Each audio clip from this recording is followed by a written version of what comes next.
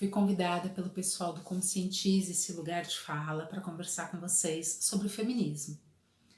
Primeiro eu queria agradecer o convite, fiquei muito feliz.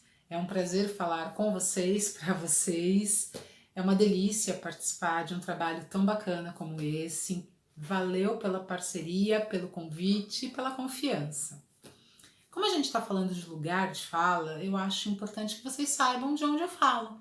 Qual é o meu lugar de fala? E esse lugar é o lugar de uma mulher periférica brasileira que vive num país às margens do delírio, anarquista, feminista e professora de história. É desse lugar que eu quero conversar com vocês sobre feminismo. E para começar a nossa conversa, eu acho que é bacana a gente entender duas coisas. O que a gente pode chamar de ideias feministas e o que a gente chama de movimento feminista. Essas ideias feministas que, resumindo, muito resumido, são na verdade a ideia maluca, óbvio gente, de que nós mulheres temos os mesmos direitos e as mesmas liberdades e acesso às mesmas coisas, aos mesmos recursos que os homens. É a ideia de que nós possamos ser sujeitos da nossa própria vida. Essa é a ideia do feminismo. E a gente pode ver essa ideia já lá na Revolução Francesa, com a Declaração dos Direitos da Mulher e da Cidadã. Agora, quando a gente pensa num feminismo enquanto movimento, ele já é um pouco mais recente, e aí ele vai se estruturando no final do século XIX e toma corpo no século XX e chega aqui, na gente, no século XXI. Ainda tendo como ideia essa que eu falei para vocês, a ideia de representatividade e empoderamento feminino. É acreditar que nós podemos estar e ser o que nós quisermos, que a mulher não precisa e não deve ficar limitada pelo papel que a sociedade criou para ela, que nós temos os mesmos direitos ou que devemos ter os mesmos direitos que qualquer outro cidadão. É a ideia de que nós somos cidadãs também. É essa a ideia que anima o feminismo. Mas quando a gente fala de movimento, é bacana a gente falar no plural, os movimentos feministas. Porque cada movimento, além disso que eu falei para vocês, que é a luta contra o patriarcado, a luta contra a opressão da sociedade patriarcal, que nos coloca sempre dentro de um papel social delimitado por eles, esse movimento ele vai absorver as lutas e as necessidades do momento e do lugar aonde ele está, do lugar aonde ele se desenvolve. Exemplos disso são as mulheres livres da Espanha, que durante a Revolução Espanhola vão lutar contra o fascismo, ou as mulheres de Rojava agora, que recentemente lutaram contra o ISIS. Esses são bons exemplos de como o movimento feminista ele tem características universais, mas também tem muita característica local. Ele representa e fala muito daquele lugar e daquele tempo onde ele está se desenvolvendo. Pensar esse desenvolvimento, esse feminismo é essencial. E, sobretudo, pensar esse desenvolvimento no Brasil de 2020. E eu acho que nunca foi tão necessário, tão importante, tão urgente o feminismo no Brasil. Nós estamos passando por um retrocesso absurdo e a mulher perde cada vez mais espaço, a mulher é vista cada vez mais como um objeto.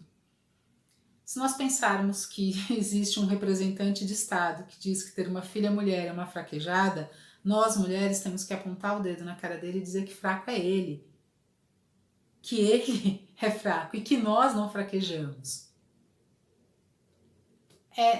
Nós vivemos um momento que tornou-se claro a naturalização do estupro,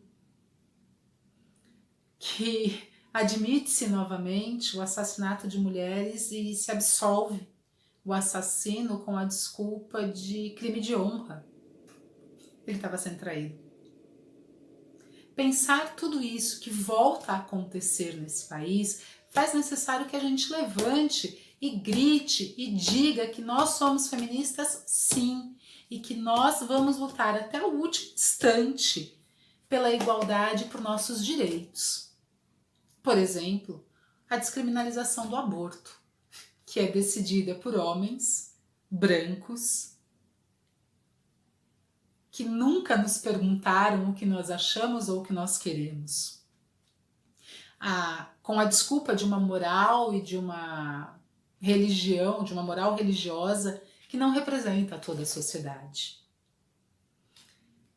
Por isso e por tantos outros, se faz muito importante e muito necessário se falar sobre o feminismo brasileiro hoje e o quanto a nossa luta ainda precisa acontecer. Todas nós já sentimos insegurança ao andar na rua ou a entrar no transporte público e ficar pensando, putz, tá cheio e tem um cara atrás de mim. Todo mundo já passou por isso, todas nós já passamos por isso. E é justamente nesse sentido, no sentido de promoção do respeito ao nosso corpo, do respeito a nós enquanto indivíduos, enquanto sujeitos da nossa própria história, que o feminismo precisa agir. Pensar o feminismo é, sobretudo, pensar o feminismo hoje como instrumento de ação, de empoderamento da mulher diante dessa sociedade que a cada dia mais nos oprime. Essa sociedade brasileira que anda de marcha ré. Para fomentar aí, para dar um gás nas análises de vocês sobre feminismo, eu queria fazer algumas indicações para pensar a condição da mulher. E lá vamos nós. A primeira indicação é essa daqui, Mulheres Públicas, da Michelle Perrot. Livraço, super indico. Para quem curte pensar o anarquismo e as mulheres dentro do anarquismo, Mujeres Libres da Espanha, um livro lindo que conta a história da ação dessas mulheres que lutam contra o fascismo. Bell Hooks, O Feminismo é para Todo Mundo, e o feminismo é para todo mundo mesmo, e ele tem que ser. Angela Davis, diva do momento, Mulheres, Cultura e Política. Muito bom para a gente pensar o quanto a mulher é subjugada, até mesmo nos grupos que dizem não fazer isso. Quem curte um som, costuma sair, sabe que mesmo dentro dos movimentos mais conscientes, nem sempre a consciência é real. E mulher, raça e classe. Porque a luta feminista, ela tá junto com a luta antirracista e ela precisa estar, sim, junto com a luta de classe. Galera, era isso. Eu super agradeço a atenção, o convite, saudações feministas para todos vocês.